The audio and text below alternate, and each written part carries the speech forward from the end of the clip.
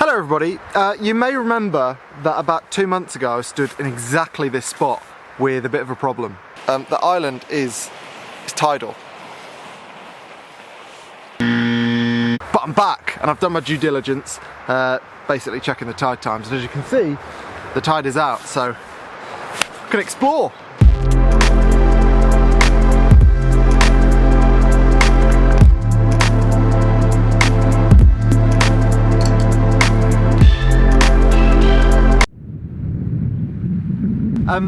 Do let me know if you think I'm going a bit overboard with the drone shots. I mean, I think about some other videos, but now that I have my own drone, I completely get it.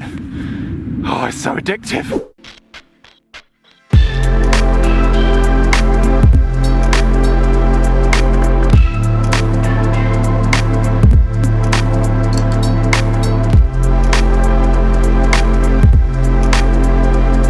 Right, that's enough of that. Primes versus zooms is something I'm asked about quite a lot actually, and I've talked about it a little bit before, but I thought in this video I could go into my thoughts on primes a little bit more in detail. Now, primes, if you don't know, are fixed focal length lenses, so they can't zoom, and typically, very typically, they're smaller, lighter, cheaper, faster, sharper than equivalent zoom lenses.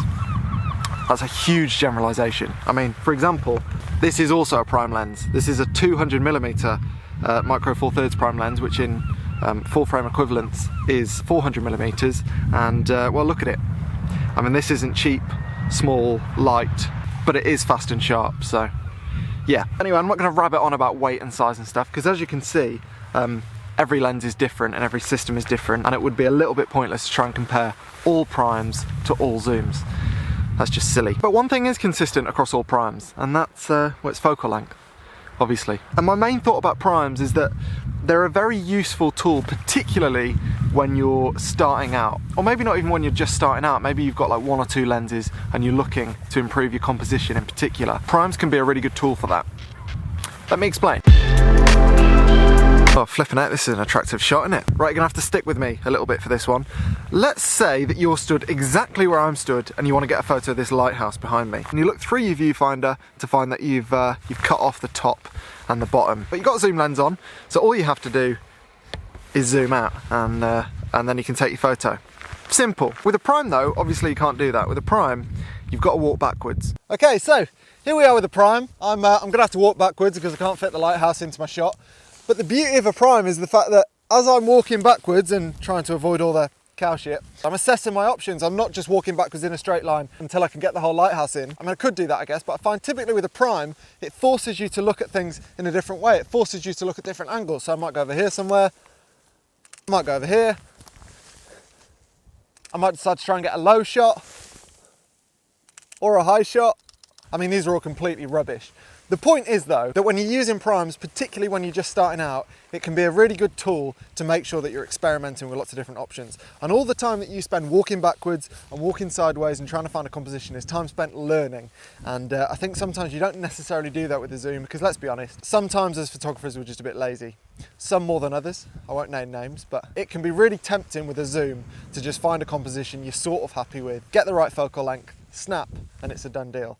And because it's not quite that straightforward with a prime, it forces you to work, it forces you to move around, and therefore I think it's a really good tool for people that have maybe got 1 or 2 lenses and want to add another one to their kit.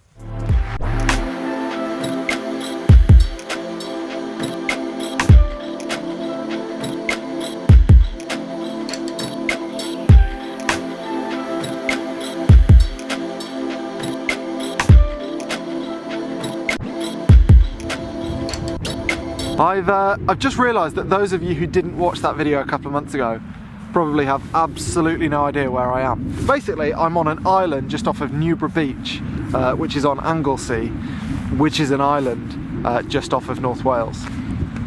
That's where I am. Can't think how to pronounce this island, so I think I did this last time actually. Now, to be honest, I've been making videos over a year now, and I don't know why I haven't learned that things never go as you plan them. Because in my head today I was going to talk a little bit about primes and hopefully answer some of the questions that you guys asked me about primes, and also have time to run through some shots that I'm thinking for this location and settings and all kinds of stuff like that. But no, alas, the weather's coming in and so is the tide, which means I need to get off this island pronto.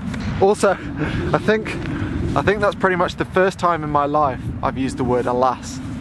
I don't know where that came from. Right, let's go. Quickly, quickly, quickly, quickly, quickly. Well, it really wasn't very difficult to get off that island actually. I must have misread the timetable because there was no water anywhere in sight. I don't know if you can see, but there's like, the island finishes there and then there's some rocks and then there's the mainland, and where the rocks are is where the water was meeting last time. Yeah, it's not there now, so it's probably a good thing, I guess. This weather has gone completely miserable now. Can hardly see a thing. There's absolutely no light, so I'm going to call it a day and come back another time. My third visit, and hopefully on my third visit I'll leave with some shots. Can't say I haven't worked for it.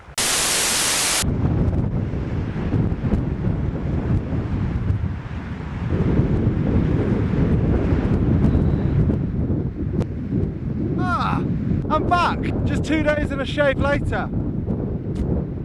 It's so windy.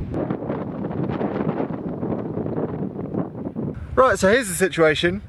I got back to Manchester the other day after my visit here, and I was a little bit annoyed, mostly because I'd been here twice and not got a single good image. I mean, the first time was completely my fault. The tide was in and I couldn't get on the island. And the second time, some unforecast weather came in and there's just nothing you can do when that happens. So I didn't get any good shots then either. But then I was looking at the weather for this week, and supposedly the UK is going to have a mini heat wave, and I think it started. I mean, I don't often wear t-shirts in April, but what wasn't forecast is the 30-mile-an-hour winds. Not necessarily a problem, except when you're trying to record audio or fly a drone. But anyway, I've driven the 2.5 hours here now, so I might as well stay. So yeah, basically the plan is to not leave here until I get a half-decent photo, or the tide starts coming in, whichever comes first. Ooh. Ugh. So as you can probably tell, the light's still a bit harsh, so I'm taking the opportunity to just bask in the sunshine for a bit, which I haven't done in about 6 months. So I think I'm as likely to get a photo here as I am to leave with sunburn. Anyway, while I wait for the light, I thought I could talk a little bit more about primes, because I didn't really finish my points the other day. Now, one of the reservations I see from beginners or people who are just getting into primes is that they think they shouldn't buy a prime if they've got a zoom that already covers that focal length. And that's not an opinion that I agree with. So this, as I showed you before, is my my 20mm micro four thirds prime, and it's the first lens that I bought outright, by which I mean it didn't come as part of a kit, it didn't come with a camera.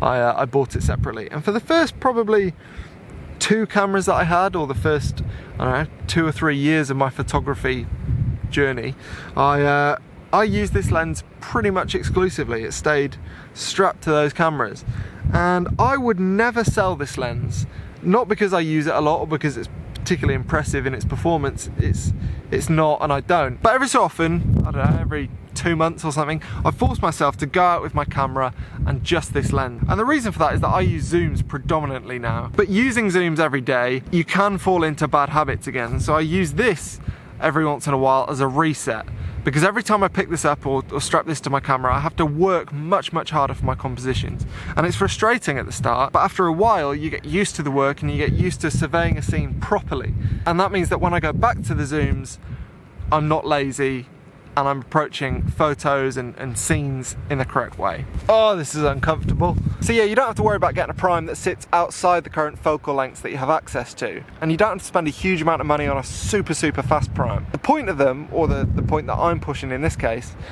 is that they're a tool to stop you being lazy. And even if you just use them once every blue moon as an exercise to make you walk around a scene properly and assess all the options before taking photos, then I think getting yourself a prime is a worthwhile investment. And personally speaking, what I would suggest if you're not sure what sort of focal length to get is to look through your catalogue of photos, whether you use Lightroom or some other program, and work out what the most popular focal length you shoot at is, and the chances are there will be a prime that suits your needs somewhere around that focal length.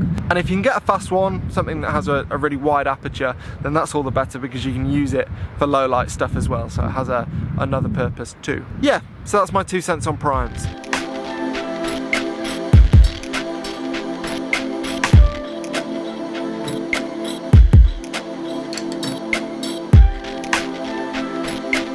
I'm getting a bit nervous because, as you can see, I'm wearing a red coat and there are a lot of balls behind me. So I'm going to move now.